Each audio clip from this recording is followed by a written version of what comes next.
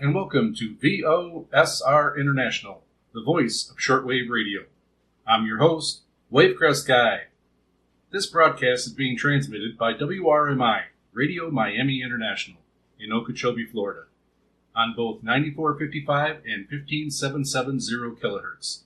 This broadcast is also being transmitted by shortwave radio in Lower Saxony, Germany, on 3975 kilohertz. And we'll start out with some announcements like we usually do.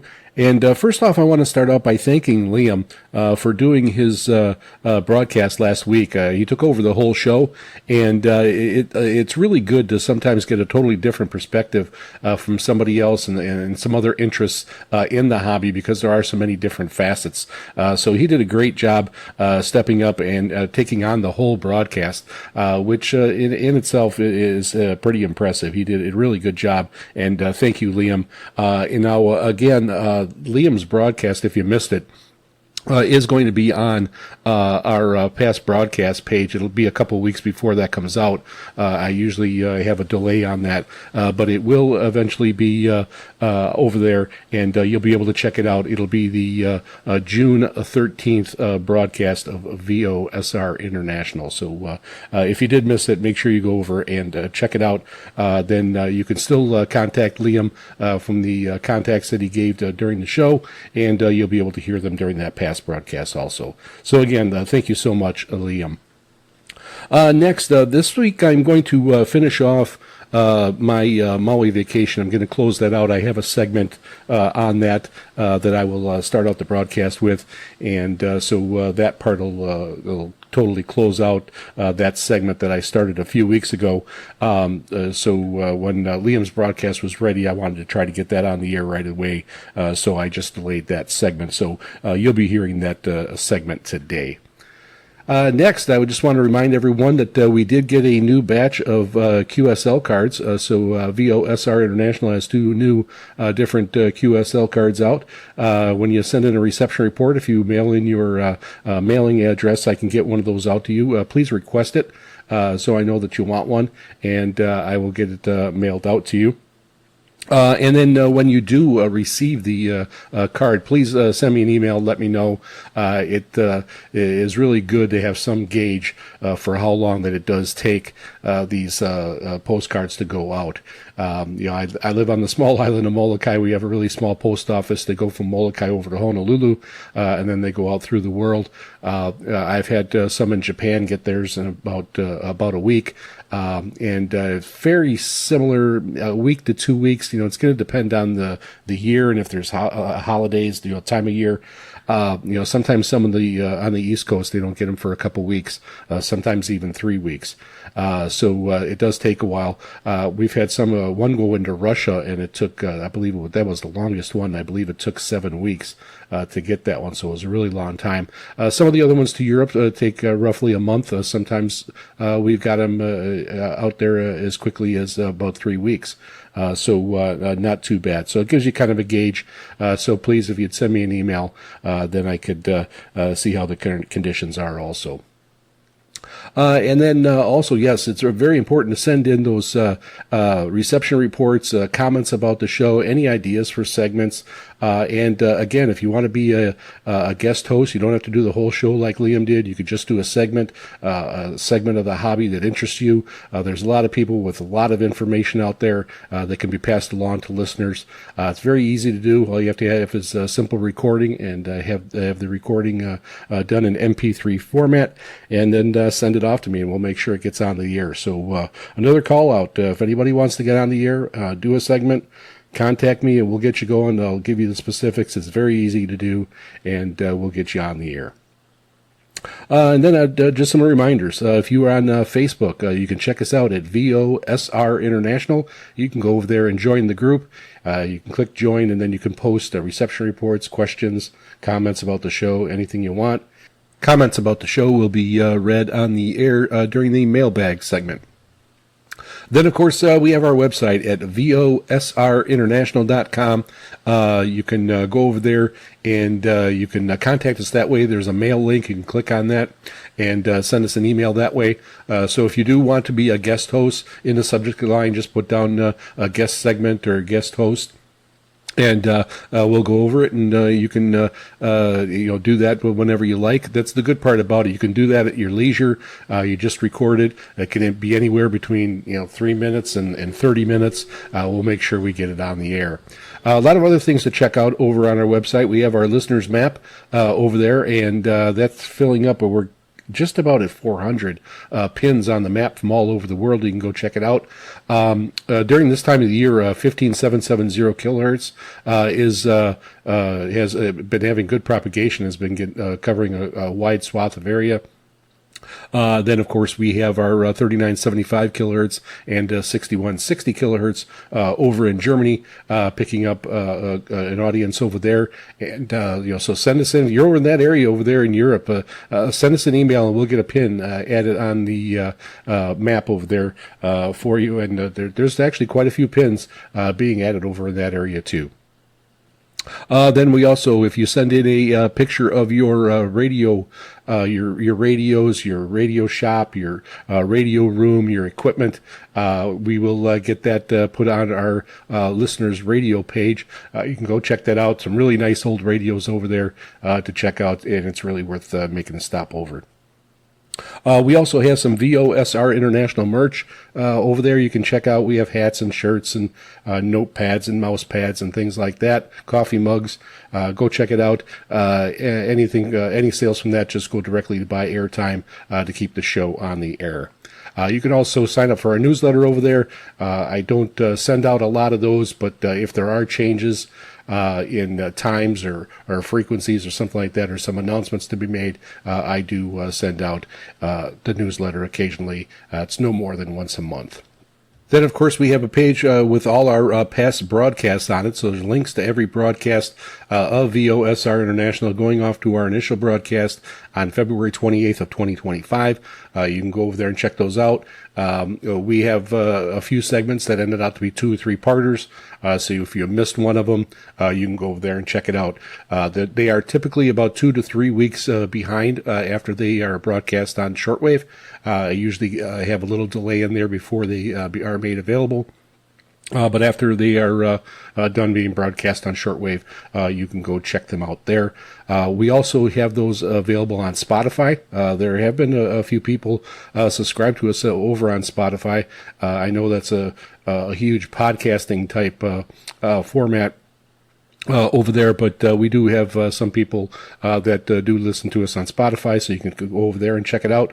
Of course, it's under VOSR International. Then we also have a group on Reddit. We have a subreddit group. It is Grundig Shortwave Radio. You can go and join us over there. You do not have to have a Grundig radio. All radios are welcome. And then you can post reception reports. There's a lot of nice posts there on radios, equipment, questions, and it's a really good group. This is a much larger group. It's been around a little bit longer than the Facebook group, but go check it out at Grundig Shortwave Radio over on Reddit. And then also, lastly, you can check us out on YouTube. My YouTube channel is Wavecrest Guy, and I've got a lot of playlists there, a lot of reception reports, a lot of different receptions that I have a bunch of playlists for that you can check out. I've got equipment that I evaluate over there, some antennas and radios. A lot of neat stuff. And then, of course, I do have the playlist for all the past VOSR International broadcasts. All right, with all that out of the way, now on with the show. All right, with this first segment, I want to go ahead and close out our Maui vacation. Let you know a few things that happened along the way and how things went. And again, I have pictures, I have videos, I have short videos. I have some videos out there that are a collage of pictures that it kind of flips through them of certain things that we did while we were there. So you can check those out on our website at VOSRinternational.com. And there is a page on there that says it's labeled Maui Vacation. Go check that out, and you can see the pictures and the videos. And if you click on the link, it'll take you right to the playlist. So when we first got there, the plane ride going across, usually the weather was really nice for traveling for these small planes, and usually starting out when you take off and get up to your cruising altitude, sometimes you do get bounced around a little bit. And that did happen when we were over the airport as we were just getting up underway. And but then once we got to cruising altitude, it was a nice, smooth ride all the way. And then when you go around Maui, the wind kind of shifts, and you're going into Kahului over there, which is airport OGG. And when you start to descend, that's when the winds start to hit you over there. So we did get a little bit bumpy over there when we got on that side. Our plane was full for this one, for the trip there. There was 9 people in the plane. I actually have pictures of the plane and have pictures of sitting in the plane that you can check out. These planes, there's 2 pilots in there, and they don't close the cabin door. Basically, there's only a curtain anyways. So you can see right into the cabin. You can see the pilots flying the plane. It is kind of neat to check out. So you can go check that out also. Then getting there on Maui it was a little bit warmer than usual, a little bit warmer than it has been over here on Molokai. It's been about 85 degrees here on Molokai before we left. When we got over to Maui, it was 87 to 88 degrees. Sometimes even got up to 89, so it got pretty warm. And there were days where we didn't catch much wind also. The condo we were staying at was in Kihei, South Kihei, down by Waialua. And Wailea. And it is on a hill. It says Maui Hill is in the name, so it is on a hill. So we do catch some breezes up there, but there are a lot of buildings, and a lot of the buildings block the breezes. And I have a picture of the pool area there. We just happened to be there on Fridays. I guess it sounds like they have Mai Tai parties on Friday for an hour. They give out free Mai Tais at the pool. So we were able to go and enjoy that. It went from 4 o'clock to 5 o'clock. And there's not a lot of, there's only one tree in that area over there to provide a little bit of shade, and the sun was still out, so it was really sunny out. But we went a little bit later earlier, because we had reservations for a Moroccan restaurant that we were going to at 5. So we only grabbed a drink, but we were able to check it out. They had, like I said, Mai Tais, some soft drinks, and I believe they had some beer and some potato chips also to snack on.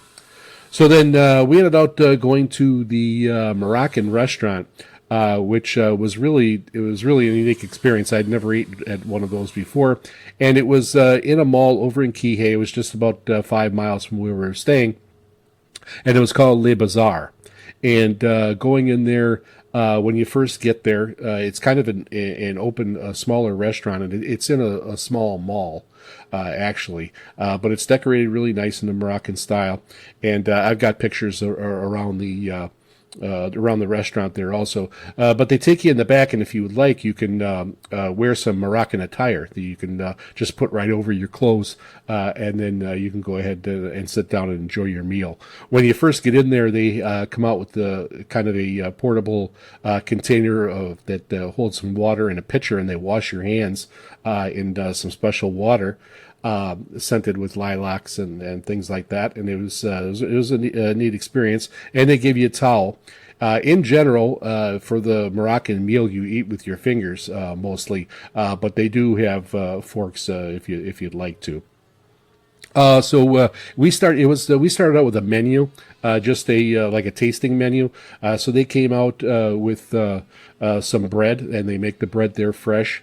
And then they also had some roasted peppers, some roasted eggplant that was kind of like a dipping sauce that you can pick out. There was 2 others that I forget, but all of them were very good. And the dipping condiments there, they were cold, and the bread was nice and warm, so it was very good. And so we ended up eating most of that, but we knew we had a lot of food coming, so we did not fill up too much. Then after that, they brought out I don't know what it was called, but you'll end up seeing it in the pictures. It was kind of like a pastry wrapped with chicken curry, and it was spiced with cinnamon and powdered sugar on top. So it almost looked like a dessert. And those two flavors, actually, with that chicken curry, really gave a unique flavor to the dish, and it was excellent. We cut it in fours and ate half of that and saved the other half and ended up taking it home. That was excellent also. When you choose your meal, you get to pick which type of meat you want, and we chose lamb. They had lamb shanks, and the sauce it had like a plum sauce. It was probably the best lamb I ever had. It was really, really good. My wife doesn't really like lamb. It's a little bit too gamey for her, but she said she wanted to try it and see if she would like this any better than some of the she's had in the past. And she said it was still a little bit too gamey for her, but she liked everything else that we had. So it was really, really good. Really good meal and a good experience. Halfway through, they had a belly dancer came out and she danced in front of us. I have a video of that you can go check out. Then also she had a sword that she danced with, and she balanced that on her head, and I got some pictures of that also. So again, you can check that out over on our website under the page Maui Vacation. So really pleasurable experience, was really nice. I do recommend it. Again, it's called Le Bazaar, and it was the service was fantastic. The people in there talking to us and finding out we were from Molokai, and most people had never been to Molokai, even over on Maui, but some of them have been there once or twice, and they know how unique it is to actually be from Molokai. So really, really nice experience all the way around, and I definitely recommend it. I forgot to mention earlier in the day before that, about 11:30. I had an appointment to get my hair cut, and I wanted to do that while I was there, and I didn't bring my shaving stuff, so I decided to have a shave at a barber, which I'd never had done before. So it was a unique experience. I thought, hey, for one time I'm going to give this a try. And we went to a Legacy Barbershop in Kihei. It was only about 2 miles from where we were staying, right there on South Kihei Road, very easy to find and get to. It was really a pleasurable experience. I could have fell asleep there while they were doing everything. They put a hot towel on your face, and then they put moisturizer on there to soften up your beard, and it takes quite a while for the shave. They actually did 2 passes, and it was a really neat experience, and right at the end to get your pores closed after all that warm stuff, they put that cold towel on you, and he said, "This is your wake up. If you were sleeping, you're going to be waking up right now." And it was ice cold, closed up everything in my pores there, and it was really refreshing. And that is something I recommend if you haven't had it before. Go over and get a shave at a barber, especially one that has a routine and knows what they're doing. It was an excellent experience. So a few other things that we had tried to plan on doing was going over, and there's an indoor golf. We didn't want to. I didn't want to carry our golf clubs with. My wife would have done it, but I didn't want to be hauling the golf clubs all over. So we decided we were going to go mini golfing, and we did over at the Ma'alea Harbor. There's a mini golf over there. We went over there on a Sunday. It was packed, and it must have been having some birthdays with some kids, and they were running all around. So, but the good thing about it is we got a Kama'aina discount, and we were able to come back and go whatever we wanted to. We ended up not doing that, but it was still a fun little course, and we had a good time. It just took a little bit longer with all the people there. So that was a good experience. And then, one of the main things that we wanted to do was go to the Maui Ocean Center that is right there at the Ma'alea Harbor. And this is something I definitely recommend also. Now, we do get a substantial discount. We got free parking because we were Kama'aina. We live in Hawaii, and we got a discount. We're seniors also, so we got a local discount plus a senior discount. So it was very reasonable for us to get there and to get in. But we spent a couple hours there. It was really awesome. They have a small version of the sphere that Las Vegas has, and you go in there and you have a video that plays with humpback whales coming by, and it is in 3D. And with the 3D glasses, it was like I could have reached out and touched it. I did do a video on that, so you can go over there and check it out. It's about 10 minutes long. And I did reach my hand out because the humpback whale was so close it looked like I could touch it. It was really neat experience, and I definitely do recommend that. So check out the video on the Maui Ocean Center. Now, a couple things that we didn't get done. We wanted to do some indoor golfing that, you hit the ball into the screen. They had that over there, but by the time we got the mini golfing done, we really didn't feel like doing that. And my wife wanted to head over to Kahului and go to Walmart. We don't have a Walmart over on Molokai, so there's not a lot of places you can go to pick up things. So there were some things that she wanted to stop over there, check out, and grab. So that's what we ended up doing.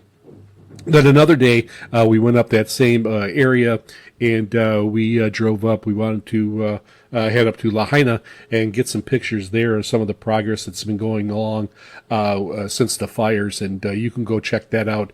I have a video where I'm driving along Front Street, so you can see how things have changed. Most of the cleanup seems to be done. The land is separated into lots, and you can see where a lot of building is taking place right now. We weren't able to go right downtown. We were only able to drive up to the Lahaina harbor and to the parking lot. It was open to through traffic, but I didn't want to drive through there. That again, that video is on the website, so you can go check that. And especially if you're familiar or been to Maui and wanted to see how Lahaina was affected and how it's going along. Then another thing that I did not get done, I was going to, because we were going to be in the Kihei area, I had mentioned I got some radio stations over in the broadcast Kihei, and so I checked that out. When I was there, I started seeing where they're located at, and I found out that all the call signs and radio stations that announce Kihei are actually transmitted out of Kahului, which is over on the other side of the island. And we only went over to that side once. So that is one thing I did not get to do, was go to a couple radio stations, take some pictures of the buildings and of the antennas, because they were all the way on the other side of the island. I thought that was kind of strange that they were all broadcast over on the other side and not out of Kihei, since they had Kihei call sign and things like that. So that was one thing that I was a little bit disappointed that I didn't get done. I was able to pick up. I brought my C Crane with me, and I was able to listen to VORW on 97.05. I didn't have an MLA 30 antenna. I didn't bring a portable external antenna with me, so I knew I wouldn't be getting a lot of different transmissions that I don't get here on Maui. But I was able to pick that up just with my whip antenna, and it came in really well, and I was able to listen to that program, which I always do every week. And I did do a short video of that reception, and I have that in the playlist of my Under Maui Vacation, so you'll be able to check that out also and see how that broadcast was coming in. He broadcasts out of Taiwan on 97.05 kilohertz, and it comes in here at Wednesday nights at 11 p.m., so 11 o'clock at night.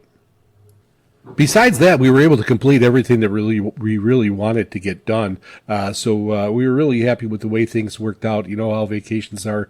Sometimes it just doesn't work out that well. But this one worked out pretty good. It didn't go by really fast. It seems like it was going nice and slow, which is our speed when we're doing some traveling. So it worked out great.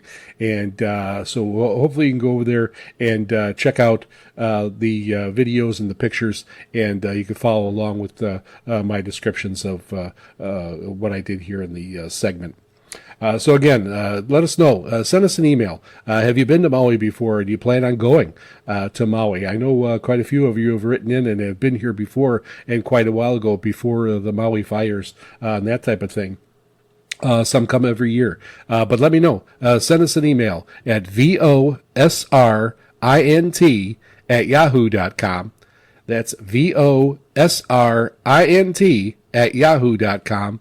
or head over to our website at VOSRinternational.com, and you can click on the mail icon and contact us that way. And now, on to the mailbag. First off, before I start out, I just want to mention that the mailbag is usually one of the last things that I record for the show, because I have to wait for a broadcast to go on, and then I got emails to collect. In that time, I was still researching for the Seabiscuit segment, and one thing I did notice that while the race still was broadcast and set off and to be a David versus Goliath type race, with this huge horse, and that is definitely the way they advertised it. Really, in reality, they weren't all that much different between the two horses. War Admiral was a little bit larger, more different body tone, I guess, than Seabiscuit. But as far as being a huge giant towering over Seabiscuit, it really wasn't the case in my follow-up research. So I just wanted to bring that up while I could during this segment beforehand. All right, now on to the mailbag. First one is a post from the Grundig Shortwave Radio Reddit site, and we have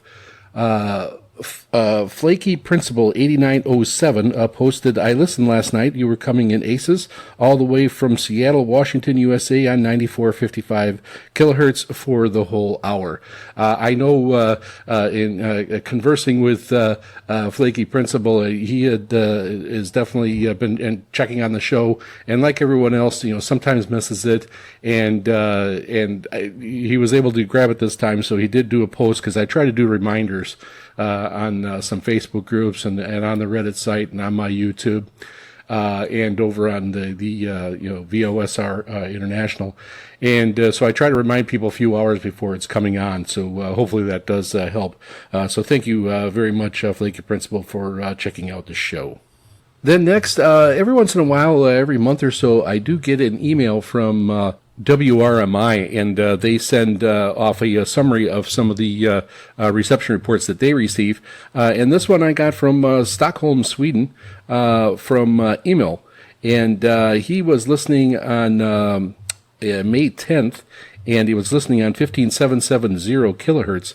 And it said the reception was good, utilizing an 8,000 hertz filter. And then he wrote, there was an interesting conversation about shortwave radio in the United States and other radio-related talk. Very informative. Some talk about Hawaii and FM stations as well. So thank you for that email, and hopefully you continue to be a listener of VOSR International. And next, back to the Reddit site at Grundig Shortwave Radio, got a post from Lindsay, and reports, thanks, got the show, and this was the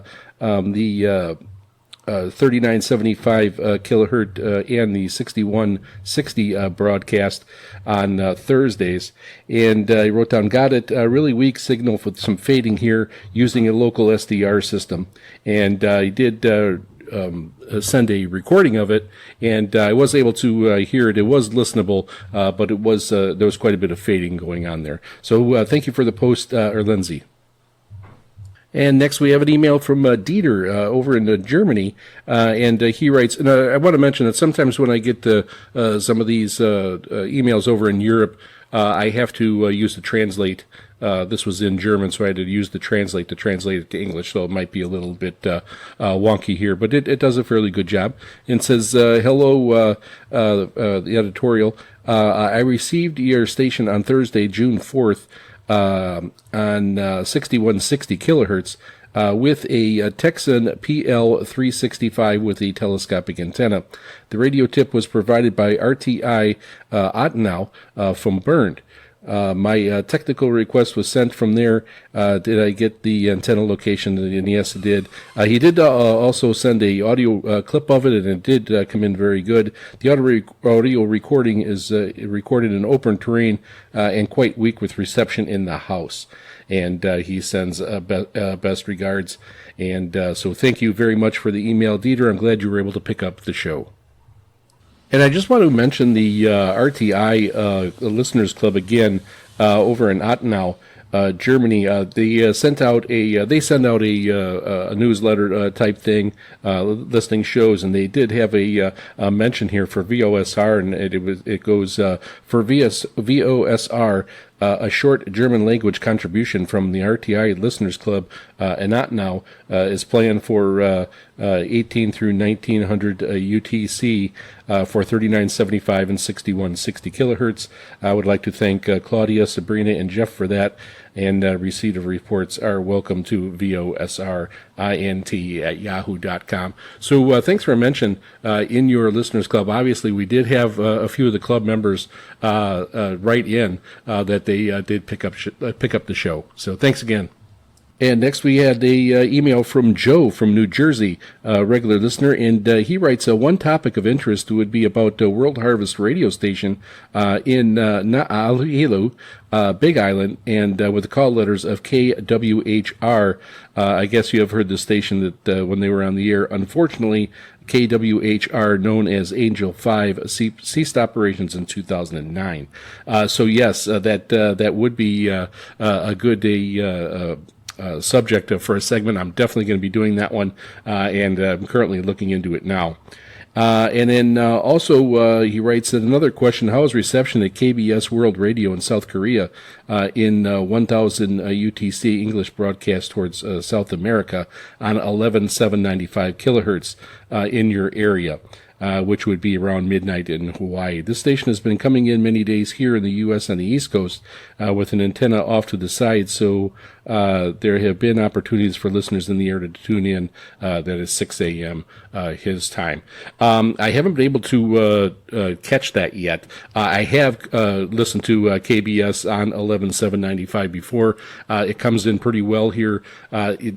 And again, it does, of course, always depend on propagation. There's sometimes I really pick it up really great, and other times it is a little bit weak, but it's usually always listenable. So I will catch that and catch the English broadcast, and I will do a post reception report, a little video clip, and I will post that over on my YouTube channel at Wavecrest Guy, and then also I will add it to our website at VOSRinternational.com. And next we have an email from Bernd, who writes, hello, Jeff and the team at VOSR International. I am pleased to submit my reception report. I was using a Grundig Satellite 700 with a telescopic antenna. On June 4th, I listened to the English language broadcast on 6160 with an SINPO rating of 44343. And then on 3975, reported a SINPO of all fours, 44444. So thank you very much for your reception report. Again, Bernd, great to have you continue to be a listener at VOSR International. Next we have a email from Claudia, who's also a member of the RTI Listeners Club, and she writes, Dear Jeff, I was able to listen to your broadcast today on June 4th on 3975 kilohertz with an SINPO of 44333. I am a member of the RTI Listeners Club in Ottenau and helped record our segment. Thank you very much for airing our segment. Unfortunately, my English isn't very good and I didn't understand everything. That's why I made the MP3 recording and I'm sending it along. I would be very grateful for a confirmation of resort with a QSL card and EQSL card. Thank you very much. And thank you so much, Claudia, for your email and for all your help on being able to get that segment completed. And yes, I did get a QSL card out to you, so please send me an email when you receive it so I have an idea how long these are taking to get out. And next we have an email from a regular listener, Yigel, and he writes in, Dear Jeff, listening to VOSR at this time as follows on June 4th, 2026, with a Sangen ATS 909X2 and an active GA450 loop. And was listening on 6160 kilohertz.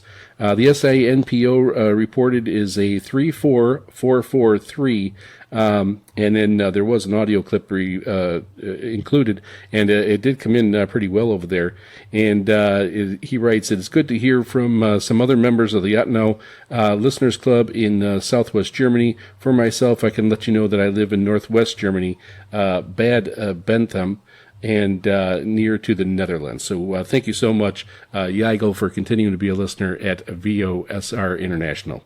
And next we have an email from Horst in Sagerhosen, Germany.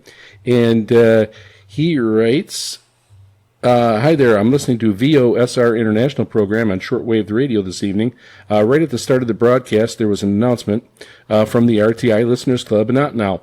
I am also a member of this club, and I was pleased to hear the brief introduction to the club in German and the announcement, but it was only very brief on how it came out. This was the first time I listened to VOSR program on shortwave. The historical radio recordings were very interesting. I already am an avid shortwave listener back in 1975, and I used to listen to radio stations featured in the VOSR program at the time, as well as writing reception reports. I remember the end of the Vietnam War very clearly, and I lived behind the Iron Curtain in East Germany, and at the time was serving with the GDR Army and the so-called People's Army. Listening to foreign radio stations was strictly forbidden in GDR Army. It really wasn't my best moment. But I was delighted to hear the historical radio broadcast from 1975 on shortwave today, many years later. The differences between the individual programs were indeed astonishing. Overall, I was able to understand the broadcast quite well, even though the audio quality wasn't great. Thank you for the historical program. The reception report is as follows. He was listening on June 4th, 2026 on 6160 kilohertz. Reports an SINPO of 45444. Slight atmospheric noise and slight fading. The receiver was an NRD 525G made in Japan in 1990 with an active ground antenna GS3-SE and a magnetic loop ML3. Location is in Sangerhausen, Germany. And then he also added a couple clips, and it was coming in very listenable. So I want to thank Horst, and I do have a QSL card out on the way to you. Please let me know when you receive it. And next we have an email from Corey in Suki, British Columbia, Canada. He writes, another great show, 1975 shortwave broadcast on the Vietnam War. Listening on 9455 kilohertz and listening on a newly acquired AOR AR7030. Reports 5 and then plus 20 on a 125-foot long wire and 9-to-1 Unan, and of course receiving it in Canada. So thank you very much, Corey, for your email and continuing to be a listener of VOSR. And next, an email from regular listener Franco in Barcelona, Spain.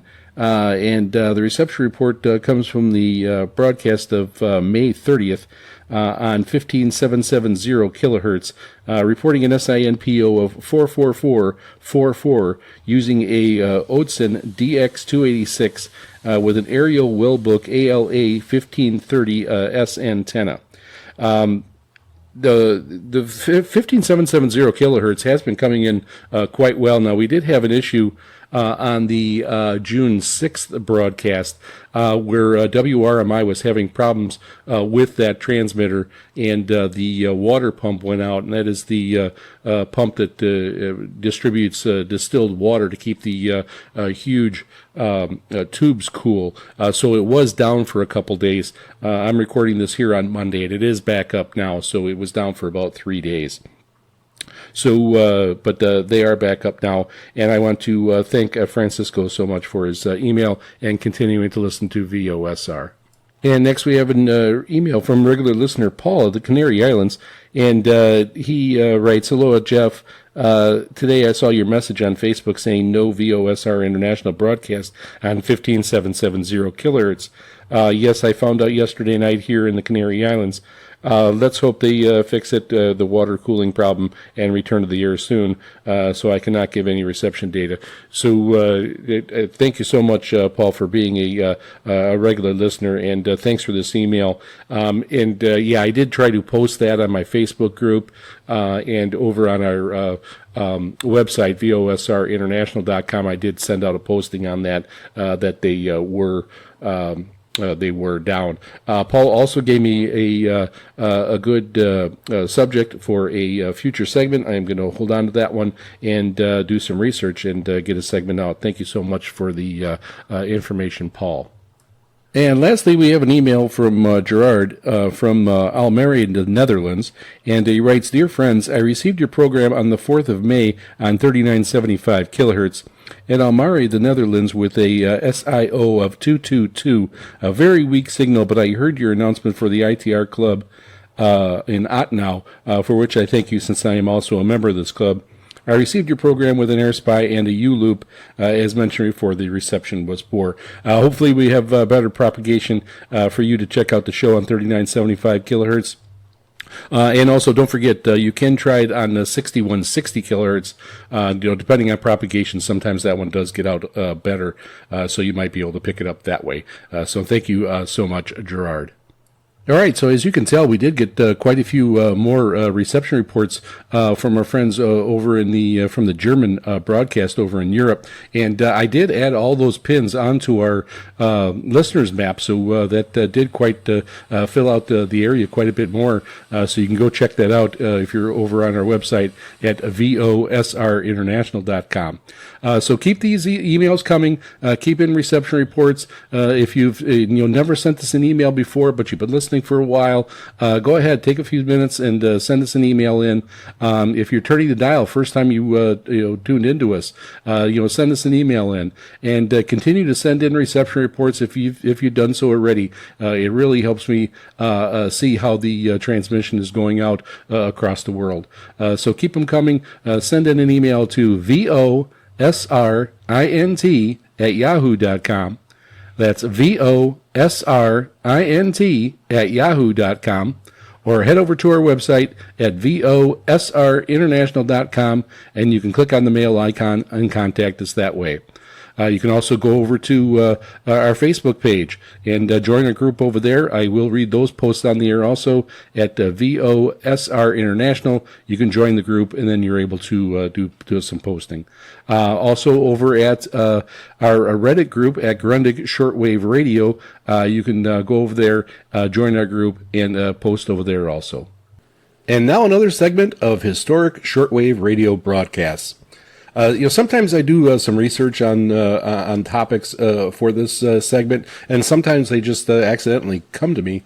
And this is one of those times. I was actually looking for something to watch on TV, and a really good movie that I had seen quite a few times before just happened to be on, and it was Seabiscuit, the story about the famous racehorse of the late 1930s. It was an excellent movie. I do recommend checking it out. But it got me to thinking when they were doing the famous scene where they had the match race against the other historic horse, War Admiral, and there was a call, and there was so many people that listened to that broadcast, and I was wondering if it was broadcast over shortwave. So I checked into that, and it was mainly broadcast, of course, on regular AM broadcasting radio, but it was just a really historic event, and it really took the country's imagination, and they took it to heart. It had a lot of different themes to it. In the movie, they mentioned that things get broken down, people get broken down, but you don't just discard them and throw them away. That was one of the main themes of the movie, because the three main characters in it, the trainer, the owner, and the jockey, all went through really traumatic experiences in their lives. So I really recommend this movie. There were actually two movies made about it, and one was called one was in 1949, The Story of Seabiscuit. It was a fictional drama starring Shirley Temple, and then the movie that I was talking about that I ended up seeing was called Seabiscuit. That was made in 2003, and that had Jeff Bridges and Tobey Maguire and Chris Cooper as the stars of that movie.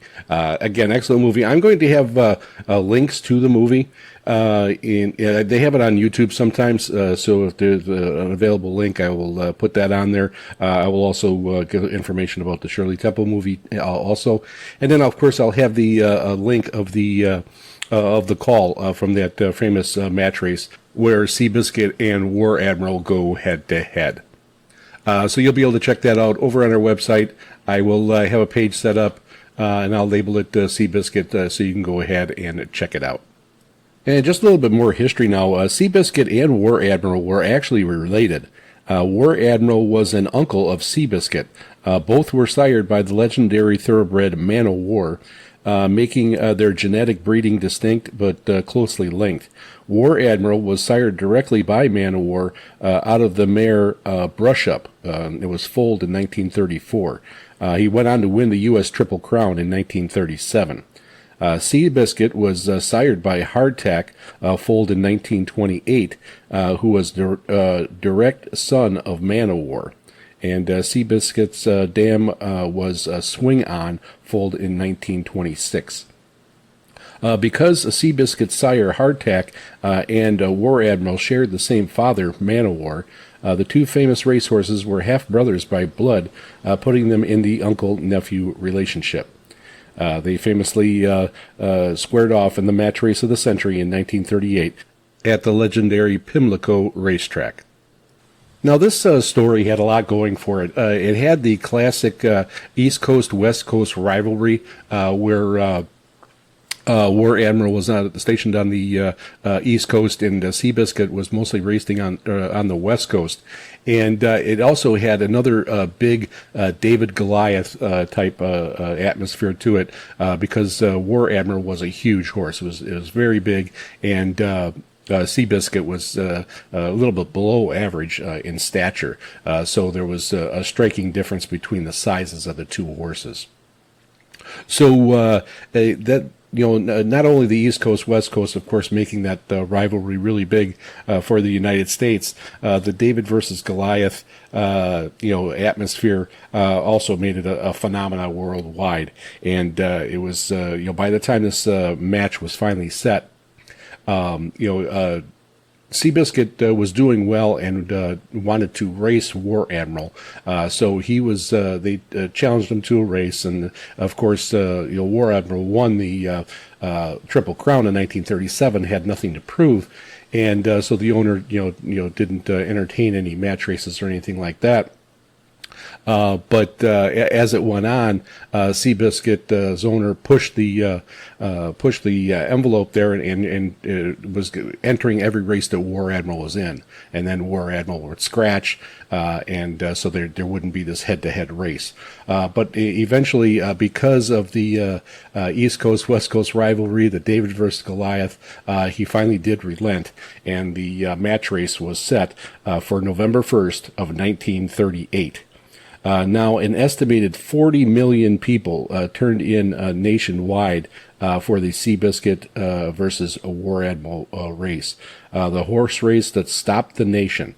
That 40 million was just in the United States, which at the time is, if you think of it, is just a huge audience, making it one of the largest radio audiences of the decade. So a really big event. While the race was primarily carried coast to coast on standard AM/FM frequencies, international shortwave radio was used to beam the broadcast worldwide. Seabiscuit versus War Admiral, the legendary match race of 1938. All right, so the stage is set, and now let's get ready to listen to the famous call of the match race from November 1st, 1938, Seabiscuit versus War Admiral. Just below us, we've noted in the tan-box square that opens onto the track, the winner's circle, tall, sparkling silver trophy for the winner this afternoon. And they're off, and this is a go. And Georgie Wolf is at the whip on Seabiscuit to keep him up, and they're coming to me head and head. War Admiral on the inside. Wolf is driving Seabiscuit, and Seabiscuit is outrunning him. Seabiscuit is coming to me. 1 length, 2 lengths in the lead, and he came right over 2 lengths. He goes by me. Seabiscuit by 2 lengths. War Admiral right on his heels. Singer sitting still and biding his time. And as Seabiscuit Seabiscuit by a length and a half down the backstretch. They're halfway down the backstretch, and there goes War Admiral after him. Now the horse race is on, and I'm losing them there. They're head and head, but I'll catch them here in just another 50 yards. They're head and head, and now War Admiral has a head advantage, and Seabiscuit's got a head advantage. They're going into that far turn, head and head, and it is either one. Take your choice. And right there, they're coming into view now, and the head and head Seabiscuit on the inside by a neck with War Admiral second. That big throng dashing across the track, across the infield there, coming for this fence. They'll come into the stretch here in just a second, and they're head and head as they head for that home lane. Watch for them now as they turn into the stretch, head and head, both horses under a drive. This is a real horse race, just what we hoped we'd get. They're head and head, and both jockeys driving. Is the best horse from here in. They've got 200 yards to come. It's horse against horse. Both of them driving. Seabiscuit leads by a length. Now Seabiscuit by a length and a half. Wolf has put away his whip. Seabiscuit by 3. Seabiscuit by 3. Seabiscuit is the winner by 4 lengths. And you never saw such a wild crowd. Seabiscuit the winner by 4 lengths. Trying to drown this crowd out here. They're roaring around me. Seabiscuit was the winner from end to end by 4 lengths.